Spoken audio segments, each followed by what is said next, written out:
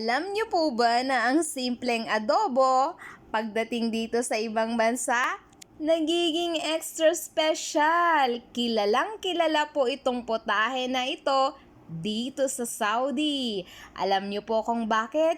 Siyempre tayong mga Pilipino, nagsishare tayo lagi lalo na sa pagkain, 'di ba? Pag yan natikman ng mga ibang lahi, ang mga amo ninyo, tiyak lagi silang magre-request na magluto kayo lagi ng adobo.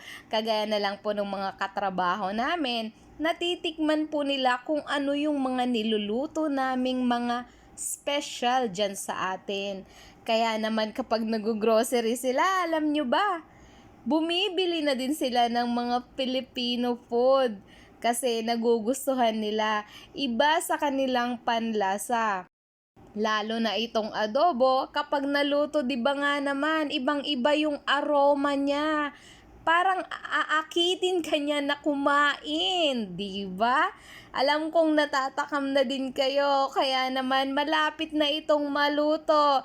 At lalagyan ko pa nga ng pineapple chunks para kompleto ang kanyang rekado. Ayan o, yummers na! Dalhin nyo na yung mga plato nyo dito. Bring your own rice and let's eat mga kumars! Thank you for watching!